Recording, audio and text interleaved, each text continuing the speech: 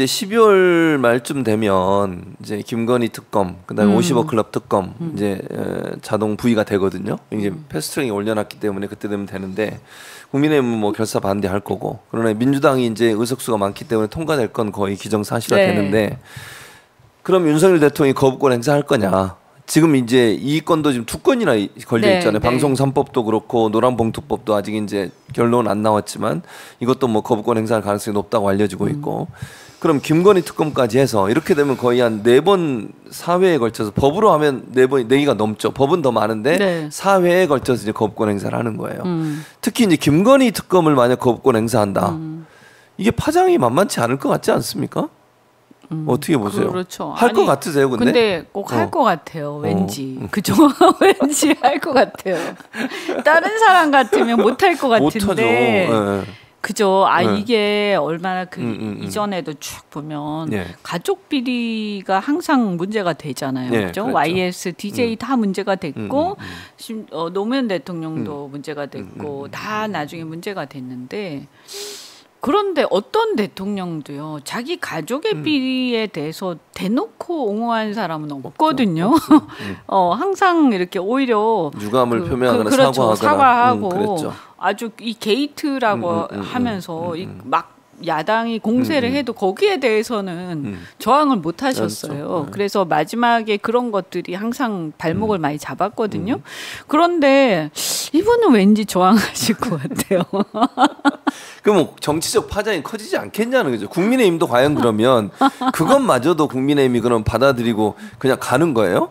총선 앞두고서? 어떻게 생각하세요? 그래서 제가 이렇게 참 한심하다. 제가 오늘 글을 썼는데 아니 자기들을 개멸시킨 사람을 모시고 와서 대통령에 올려놓고는 그리고 나서는 스스로 굴복해서 전전긍긍하고 있잖아요.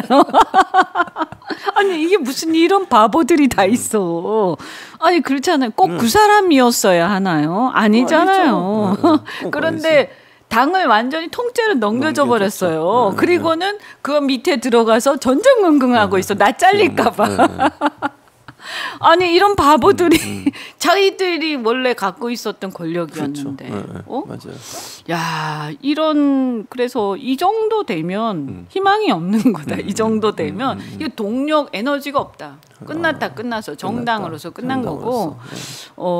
저는 국민의힘이 그러니까 오히려 말이죠. 뭐 민주당은 막 비명들 수박이라고 하고 막 하지만 어떻든 그런 게 있잖아요. 그러니까 오만 얘기 다 하잖아요. 그죠? 그리고 저도 민주당에 있을 때 오만 얘기 다 했어요. 맞아요. 그랬던 기억이 나거든요. 근데 이 당에 와서 딱 보니까 기가 막힌 게 아무것도 안 해. 뒤에서는 엄청 뒷담화를 많이 하는데 겉으로는 아무것도 안 한다는 거죠. 겉으로 아무도 얘기를 안 해. 한번 보세요. 지금 얘기하는 사람들요 다 지금 원외예요. 현역이 대부분. 아니에요. 맞아요. 그죠? 그리고 어떤 면에서 보면 다 내놓은 사람들이지.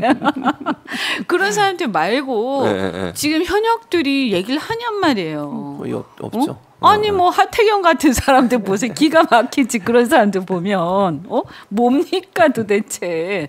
아니 이 와중에도 다 납작 엎드려서 그리고 끝이 보이는데도 그냥 끌려다니고 있어. 그래서 동력이 없다. 그러면 아마 그 특검도 저는 국힘은 그렇게 또 끌려갈 것이다. 그러니까. 그래서 죽어야 죽는 줄 알 것이다 라는 생각이 들고 이렇게 앉아서 죽을 수 없다. 이 정도 패기도 없는 것 같다.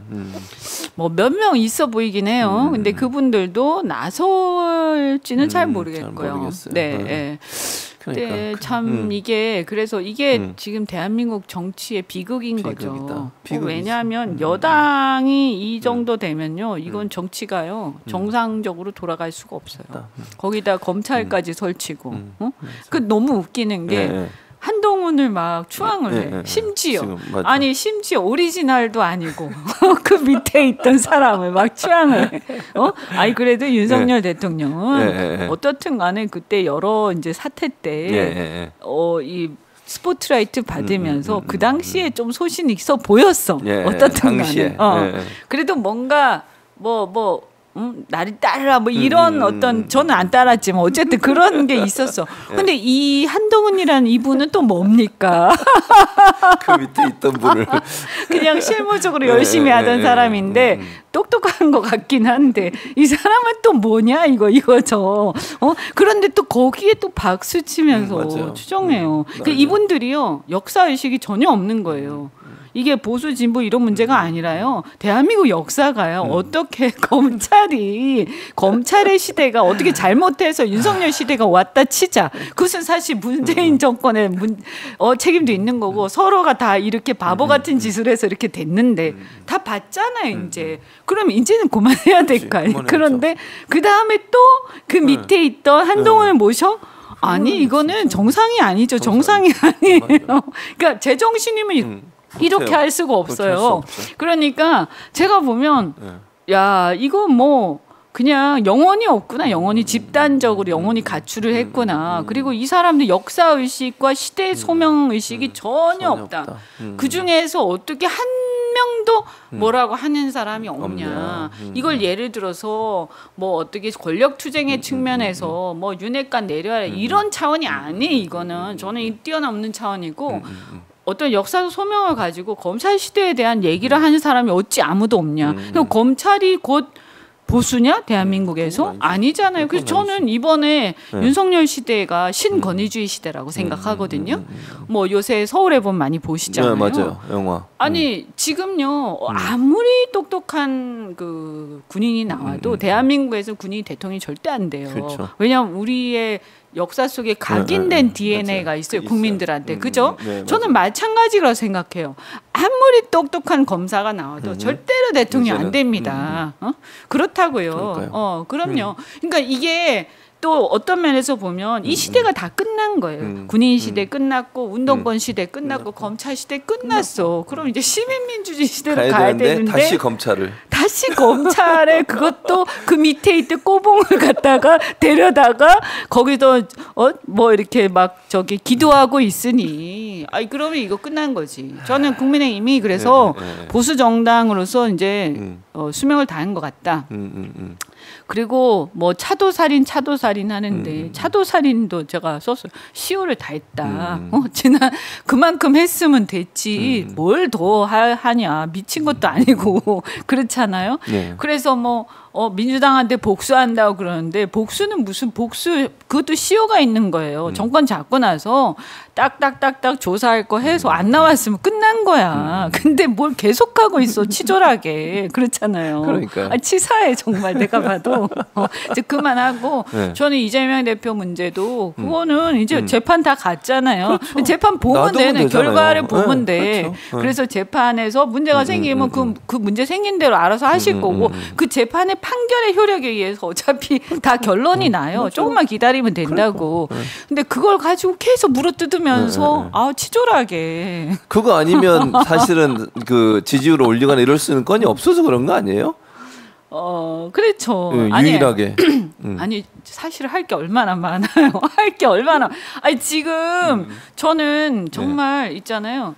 아까 행정 전산망 문제. 우리 대한민국의 어떤 시스템 개혁을 위해서 우리가 이 낡은 시스템들을 하나씩 개혁해 나가자 그렇죠. 하면서 그런 것들을 가지고 뭔가 할 수 있는 게 얼마나 많습니까? 맞습니다. 그죠? 그리고 검찰 개혁을 그렇게 떠들었잖아요. 윤석열 대통령께서 문재인 정권 때. 그러면 검찰 개혁의 세부 안을 가지고 논쟁하는 거죠.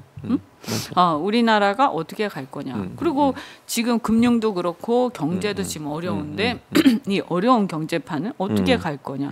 외교 전략을 어떻게 갖고 갈 거냐. 그럼 대한민국이 이 외교에서 우리가 한밀하고 하지만 어쨌든 미국하고 동맹이라는 거는 차치하고라도 이 중견 선진국으로서 앞으로 미래를 우리는 어떻게 우리 국민들은 가져가기를 원하냐 이런 공론을 계속하면서 할 게 얼마나 많습니까? 그렇죠. 그런데 그런 얘기는 하나도 안 하고 너무 막 치졸한 얘기가 계속 반복되니까 사람들이 정치 보기가 싫은 거죠. 그렇죠. 맞아요. 이게 막 그냥 저도 질문을 빨리빨리 했지만 답변도 빨리빨리 해주셔가지고 거의 50분이 다 지났어요. 그리고 이게 거의 한 5,000분 와 계세요. 오, 네. 너무 많이 오셔가지고. 많이 오신 거예요? 많이 오신 거예요. 아, 지금 10,000명은 와야 되는데. 원래 그래야 되는데 저도 12,000명인데 제가 해도 한 2,000명, 3,000명 와요. 요즘 전체적으로 분위기가 깔아앉았어. 분위기가 그 왜 그런지 알아요? 왜요? 아니 보세요. 지금 한동훈이 저렇게 설치는데, 그러니까.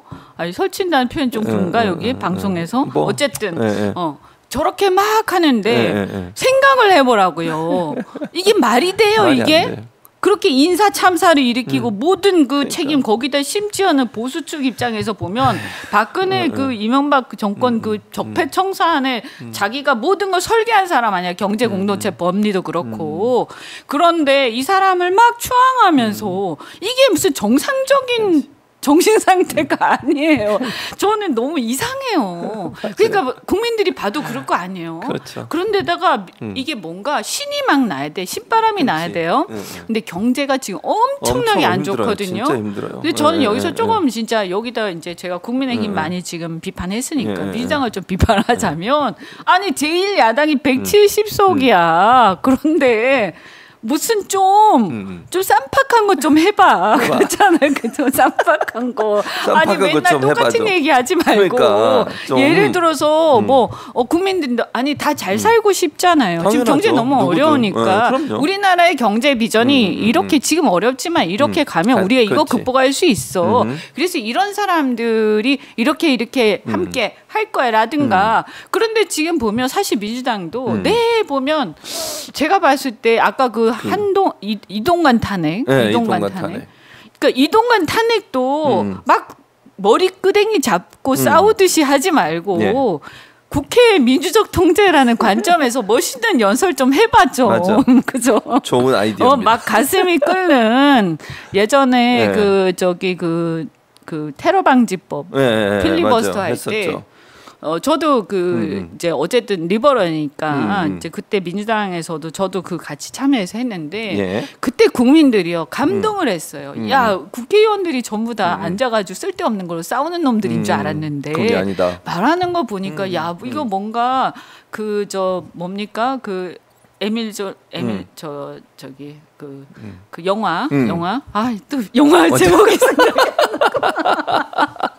어쩜 저 생각 안 나죠. 저도 안 나요. 어쨌든 그렇다고 치고 나이 들어서 그래 어쩔 수 없어요. 저는 그래도 좀 젊은데 어떻게 레미제라블. 레미제라블. 그러니까 레미제라블 영화에서 보는 것 같은 그런 연설이 막 국회의원들 저 별거 아니라고 생각했는데 다 나와서 하거든. 그러니까 이게 아니야. 야 우리의 대표구나 이래가지고 엄청 막 끌어올랐거든요. 그런 것 좀 해보라고. 알겠습니다. 이제 끝내야 돼. 네. 이제 말에 알았습니다. 방언 나오네. 네. 자, 오늘도 함께 이제는 고맙습니다. 이현지 의원 오셔가지고 네. 너무 그냥 열정적으로 말씀 많이 해주셔서 네. 감사하고 뭐 어쨌든 한 50분 정도 저희가 얘기했는데 네. 여러 가지 얘기들 정말 힘있게 얘기해 주셔서 감사드립니다. 네. 시청자들도 많이 좋아하고 계시고요. 네. 자주 와주시고요. 네. 다음에 10,000명. 예, 10,000명을 오셔야 목표로. 돼. 10,000명. 알겠습니다. 그래서 10,000명을 여기서 목표로. 뭔가 좀 더. 예, 자 이현주 의원님 오늘 함께 해주셔서 감사드리고 네. 같이 인사드리겠습니다. 시청자 여러분 고맙습니다. 네. 감사합니다. 고맙습니다.